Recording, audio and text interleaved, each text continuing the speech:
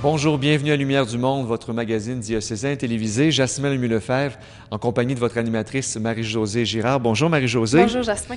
Donc, on vous parlera un peu plus tard d'initiation chrétienne, mais tout d'abord, d'art et de foi.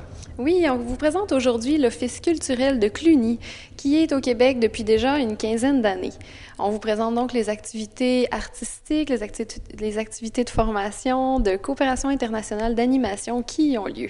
Alors, on vous laisse jeter un coup d'œil sur ce mouvement qui est unique en son genre. Absolument. Également, deuxième partie, un beau témoignage de foi, celui de l'archiduc d'Autriche, Rudolf. Aujourd'hui, il est en compagnie de son fils, Michael. Et on vous rappelle, il était de passage à Québec pour parler du procès de canonisation de l'impératrice Zita, qui a vécu longtemps dans la région. Mais c'est vraiment le cheminement d'un homme, et je vous invite vraiment à écouter cette deuxième partie. Et nous sommes à l'endroit parfait pour vous parler de baptême des adultes, d'initiation chrétienne.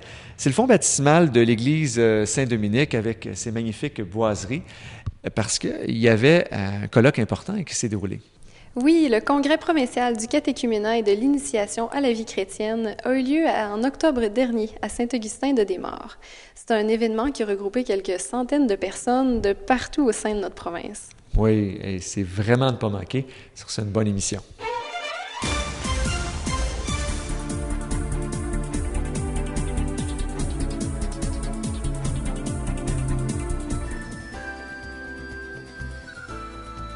Provenant de tous les coins du Québec et des provinces avoisinantes, quelques 380 personnes, dont 18 évêques, se sont donné rendez-vous pour vivre un événement d'église particulier.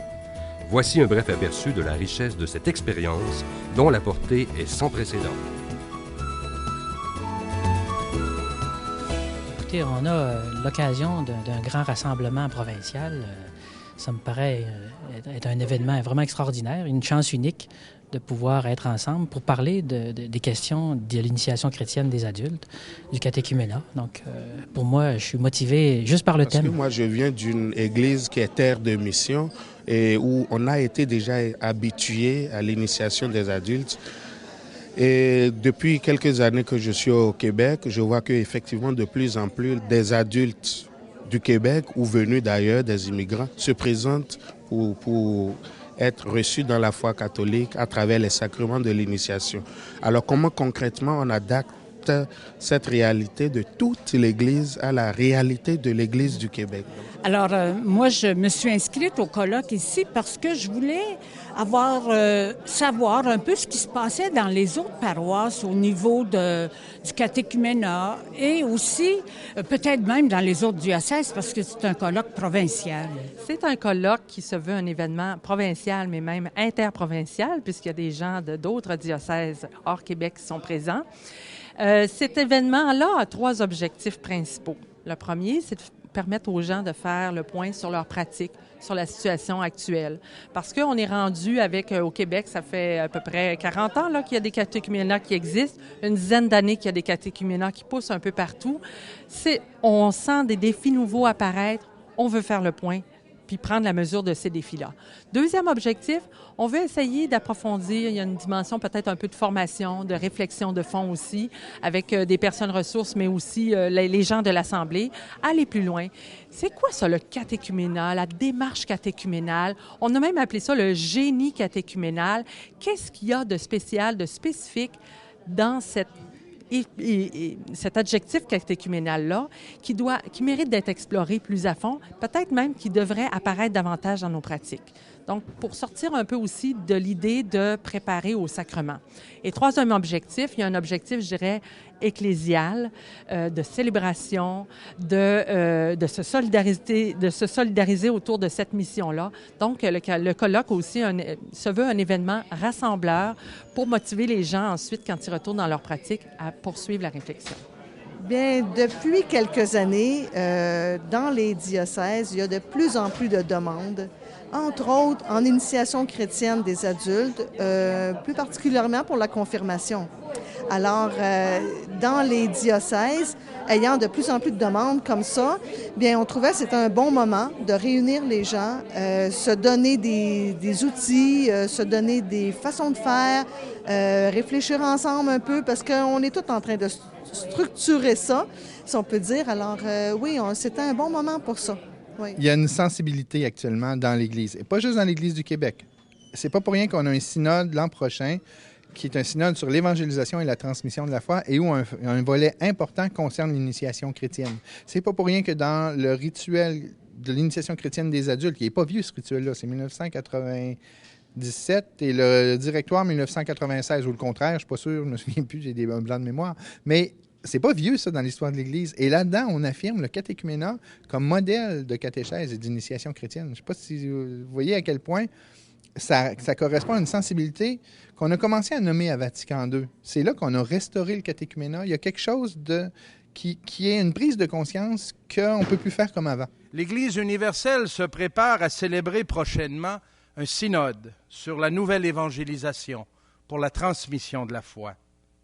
S'il est vrai que nous sommes appelés à relever le défi de la première annonce de la bonne nouvelle du salut à un grand nombre de frères et sœurs qui ne l'ont pas encore accueilli chez nous, nous sommes aussi devant un défi de taille, celui d'accueillir et de faire route avec les catéchumènes afin qu'ils s'enracinent dans le Christ et trouvent leur place dans la communauté chrétienne.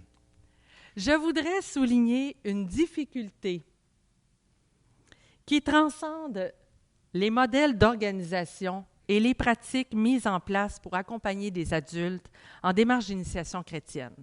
En effet, peu de néophytes réussissent à s'intégrer dans une communauté paroissiale une fois l'initiation chrétienne complétée, alors qu'un certain nombre d'entre eux se retrouvent dans d'autres types de communautés. Pourquoi? Ce constat interroge non seulement la proposition catéchuménale en tant que telle, mais également toute la vie ecclésiale. Comment développer une conscience catéchuménale dans les communautés paroissiales, tant chez les fidèles que chez les responsables pastoraux? L'importance d'avoir des accompagnateurs capables justement de respecter les adultes dans leur démarche de foi, dans leur cheminement, et ne pas seulement se contenter d'une dimension intellectuelle, mais être capable de faire appel au désir qui habite la personne, c'est dans sa quête de sens, et de l'amener à découvrir Jésus-Christ. Deuxièmement, le défi majeur actuellement que nous lance la catéchuménat, c'est dans quelle mesure nos communautés chrétiennes peuvent accueillir et accompagner des catéchumènes, et on se rend bien compte que c'est pas nécessairement une grande communauté, c'est peut-être plus des petites communautés qui vont être capables d'accompagner le cheminement d'adultes dans leur démarche de foi. Il y a quelques 3-4 plus jeunes dans la salle qui mettent en ligne en direct des propos des conférenciers, des photos. Alors, on s'amuse bien. Est-ce à dire que Twitter et Facebook seraient le lieu des nouvelles épîtres pauliniennes? Des nouveaux lieux de conversion, la nouvelle place publique, l'Agora de Paul. Dans la qualité du génie catéchuménal, il y a justement cette ouverture à une certaine diversité, à un accueil inconditionnel. Et dans le cheminement, chez nous, il y avait une certaine peur que le catéchuménat, ce soit quelque chose d'un peu rigide. Je pense qu'il va falloir vraiment affronter cette question d'une rigidité qui est possible dans la démarche catéchuménale trop collée à une tradition ancienne. Il faudra sans doute trouver des chemins nouveaux pour nous aujourd'hui. L'avantage d'une politique diocésaine unifiée, ça paraissait clairement en regardant, en s'écoutant, qu'il y a tellement de choses disparates qui se vivent dans les diocèses que c'est très difficile d'avoir une vision commune. Alors ça a aussi à faire avec notre question suivante, avancer vers une vision commune. Donc, chez nous, étant donné qu'il y a une option unifiée d'orientation vers une catéchèse de durée avec un esprit catéchuménal, bien sûr, ça aide à la concertation, à la cohésion dans le diocèse, puis ça fait moins de magasinage. Ça, Et une chose que moi, je retiens quand je parle du RICA, c'est que moi, je ne brise pas mon rétroviseur, mais je me méfie de mon rétroviseur. Qu'est-ce que je veux dire? Je suis capable de regarder en arrière pour aller chercher ce qui peut m'aider à mieux rouler aujourd'hui en Église. Alors moi, je pars avec tout ça et c'est ça vraiment mon coup de cœur, de savoir qu'une Église qui marche ensemble, peu importe où on est dans les diocèses du Québec, il faut aujourd'hui prendre soin des adultes qui arrivent à la foi catholique? Le principal moment pour moi, c'était avant le colloque, quand on nous a invités à réfléchir sur le texte des Actes où Pierre rencontre Corneille.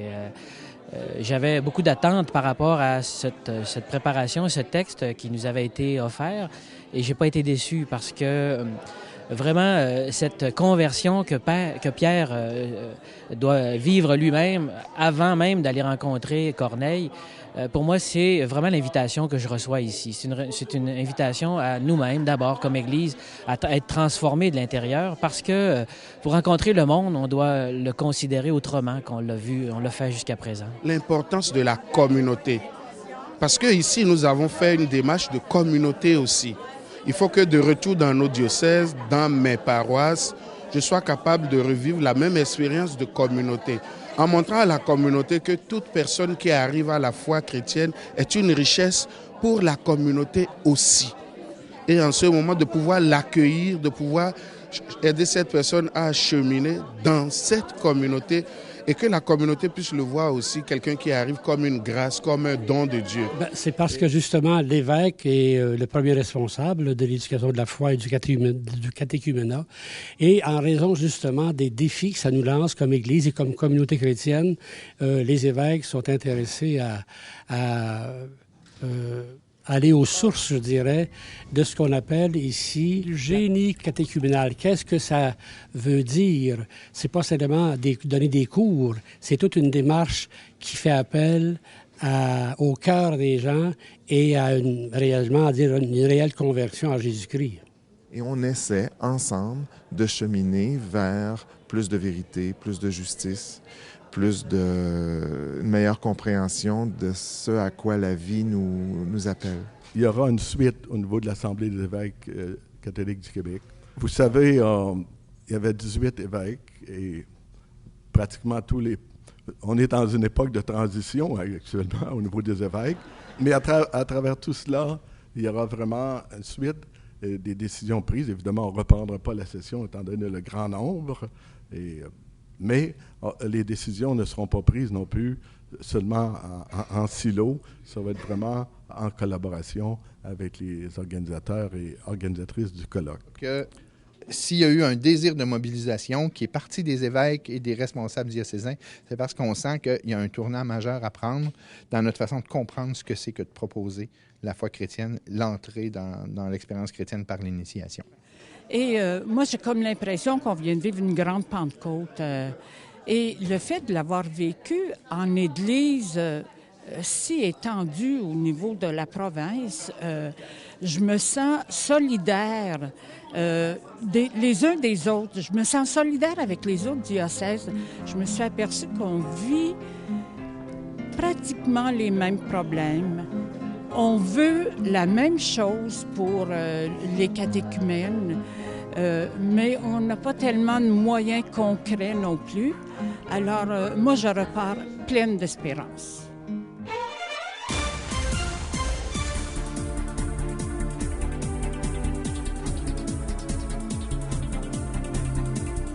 Bonjour, j'ai avec moi Son Altesse impériale et royale l'archiduc Rudolf d'Autriche et son fils l'archiduc Michael. Bonjour tous les deux. Bonjour. Bonjour. Donc ce soir, monsieur l'archiduc, vous allez parler de la famille. C'est quoi la différence entre la conférence que vous avez donnée l'an dernier et celle que vous donnez cette année? L'année passée, c'était plus pour ma grand-mère, pour lancer l'Association québécoise pour la béatification de l'impératrice Zita. Et cette année-ci, c'est plus dans l'idée de l'exemple d'une famille, d'un couple qui a vécu quelques années de bonheur et beaucoup de difficultés et qui a tenu bon.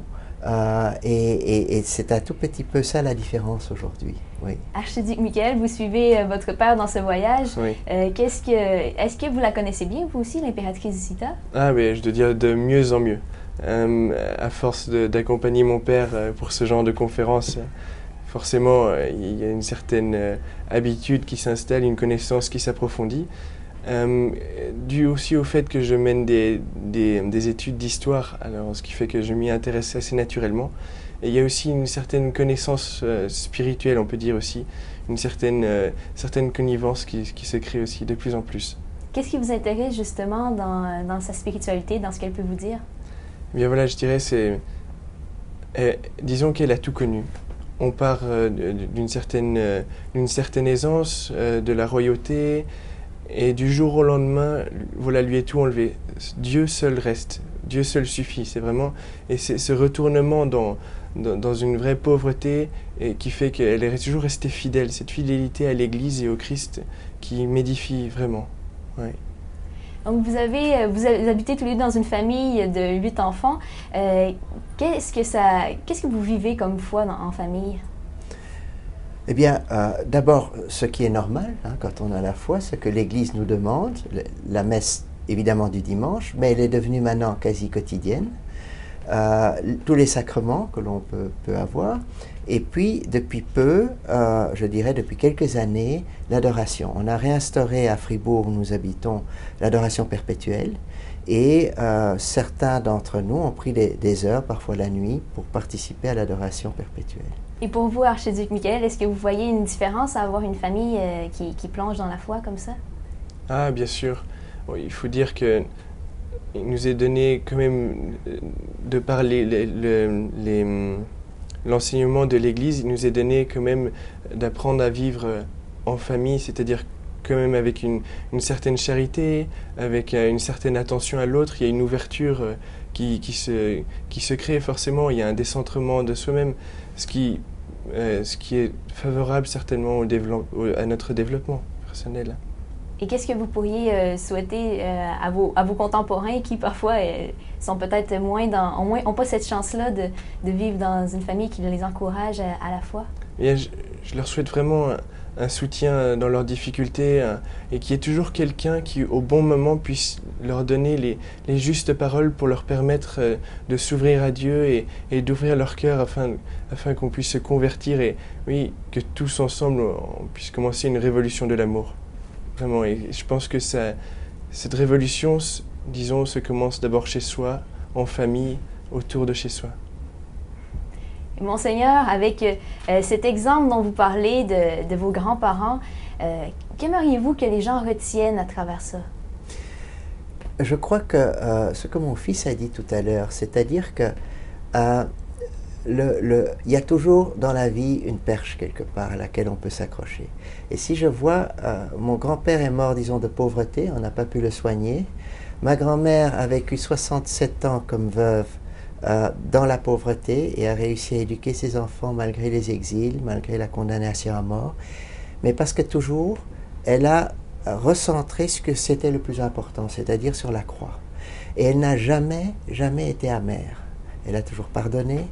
Et quand, par exemple, elle a pu, à l'âge de 90 ans, rentrer en Autriche, un journaliste lui a dit « Mais Majesté, comment est-ce que vous avez pu supporter tout ça ?» Et elle, avec un regard lumineux, elle a dit « Mais sans la foi, ça aurait été impossible. » Finalement, je suis un peu curieuse. Quel effet ça fait d'être le petit-fils et l'arrière-petit-fils de deux personnes en voie de canonisation? Eh bien, ce que je peux dire, c'est qu'il y a un héritage. Disons d'abord, en partant à la base, les personnes de l'extérieur voient un avantage. Profondément, bien voilà, la royauté, la splendeur, tout ce qui brille. Bien oui, peut-être qu'il y a une partie de ça, mais disons d'abord qu'il y a quelque chose de très engageant là derrière. C'est-à-dire qu'il y a un héritage qui est spirituel, bien sûr éducatif aussi, j'en remercie mon père forcément, mes parents d'ailleurs. Et cet héritage spirituel vous donne encore moins d'excuses de ne pas devenir saint. C'est-à-dire que voilà, j'ai tous les outils, j'ai vraiment tout reçu, c'est à moi de reprendre le flambeau, à moi de me convertir et à moi de changer de point de vue, d'avoir cette volonté de suivre la volonté divine et ensuite de rentrer dans le plan d'amour, dans le plan de Dieu, afin que se passe tout selon sa propre volonté et que lui grandisse à force que moi je rapetisse. Merci beaucoup, archiduc Rudolf, archiduc Michael. Merci d'avoir été avec nous. Merci pour votre hospitalité. Merci bien.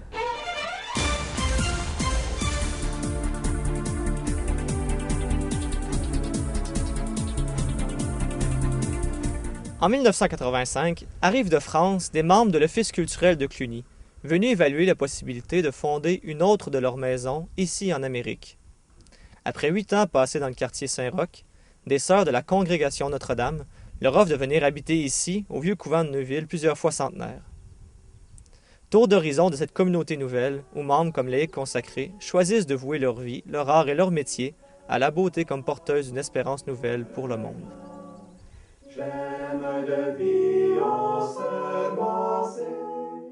L'Office culturel de Cluny est une association française qui est née en 1963. Et elle s'appelle Cluny d'abord parce que la petite équipe qui était à l'origine résidait, se retrouvait plus exactement, au métro Cluny. Mais derrière, il y avait le grand symbole. Les débuts de Cluny, eh bien, c'est un jeune comédien de 18 ans à peu près, qui était stagiaire à la Comédie Française, qui était en quête d'une expression véritable de la beauté et qui était dans un monde d'artifice avec énormément de comédiens qui étaient des artistes très très connus, des grands. Il y a un texte qui l'a retourné, qui l'a converti. C'est un texte de Pie XII, un extrait de la lettre aux artistes de Pie XII. Et j'ai lu ce texte et j'ai l'impression que je l'ai su par cœur du moment même où je l'ai lu. Il dit le beau doit nous élever, faites sourire sur la terre, sur l'humanité, le reflet de la beauté et de la lumière divine, et vous aurez, en aidant l'homme à aimer tout ce qu'il y a de vrai, de pur, de juste, de noble, d'aimable, contribué grandement à l'œuvre de la paix. Tous les membres de Cluny, qu'ils soient d'ailleurs dans la communauté ou hors de la communauté, parce qu'il y a des gens qui œuvrent avec nous depuis de nombreuses années, on pourrait dire qu'ils sont clunisiens, entre guillemets, ce sont des artistes, même s'ils ne pratiquent pas un art d'une façon professionnelle. Le fait que nous soyons plusieurs à être missionnaires de la beauté fait que, dans certaines circonstances, à l'occasion d'une soirée, d'une veillée, d'une rencontre, il y a quelque chose qui se passe.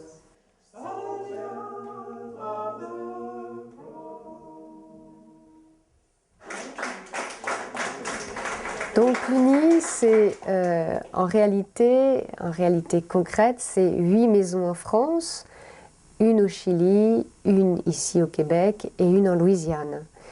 Ça touche des réalités artistiques diverses. Nous avons choisi comme nom Espace Art Nature parce que ça regroupe à la fois notre petite entreprise de tourisme nature, notre travail culturel et artistique.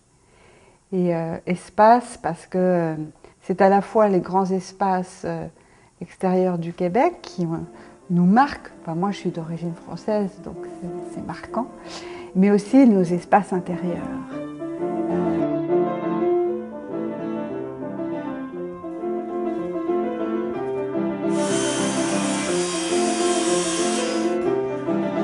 Les Amérindiens ont toujours été présents, je dirais, dans notre mission. Et ils ont été le déclencheur de notre venue en 85. Dès qu'on pense Amérindien, on pense aussi à nature.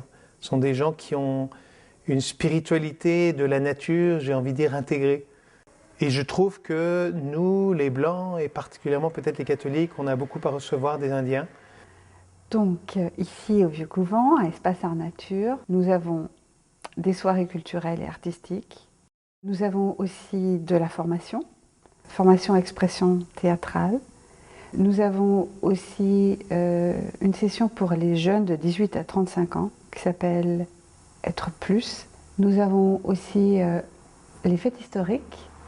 Nous accueillons aussi des gens pour des séjours ici simplement. Des soirées qui sont par exemple soirées de poésie, soirées de musique.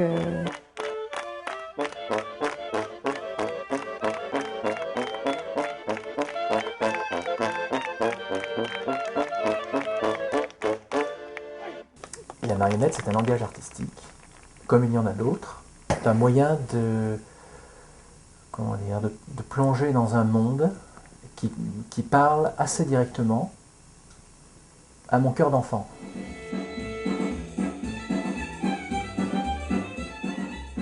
Et je crois que la marionnette peut permettre de retrouver un sens plus sacré. Et on voit, on a vu dans nos spectacles, des gens, des adultes, en voyant le spectacle d'Adalbert, se font pleurer très touchés. Dans notre mission, l'expression la plus large, elle serait significative dans le congrès et si la beauté pouvait sauver le monde. Donc en 2 mots, le congrès, c'est une marche ensemble de personnes qui viennent d'une vingtaine de pays différents. Mais ces personnes-là, la quête de la beauté, pour ces personnes, est importante et même essentielle. Donc là, le congrès, on peut dire que le prochain rassemblement aura lieu à Barcelone, en Espagne, en octobre 2011, fin octobre.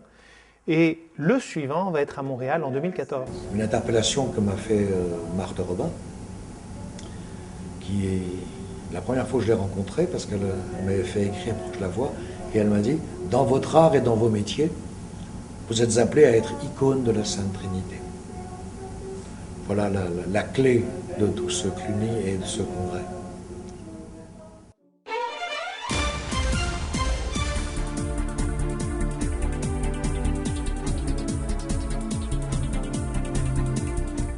C'est un très beau signe d'espérance de voir que des adultes veulent cheminer davantage dans la foi au sein de notre Église. Absolument, et je me fais toujours un plaisir, une responsabilité de répondre aux journalistes qui nous demandent, au service des communications, des statistiques sur les demandes d'apostasie. En parallèle, je leur donne toujours les statistiques des baptêmes d'adultes. Et il y a toujours plus de demandes de baptêmes d'adultes que d'apostasie. Alors, ça permet de mettre les choses en perspective et de démontrer qu'il y a vraiment une vitalité nouvelle pour notre Église. Absolument. Alors, la semaine prochaine, on vous présente les périodiques catholiques, également la mission de Radio Galilée, et aussi, on a rencontré quelqu'un qui a une mission spéciale. Oui, en fait, c'est le secrétaire général du prochain Congrès eucharistique international de Dublin, l'abbé Kevin Doran, qui parle très bien français. Alors, ça va vous donner l'eau à la bouche pour ce prochain Congrès eucharistique qui arrive bientôt, en juin 2012. Merci d'avoir été là. On se dit à la semaine prochaine.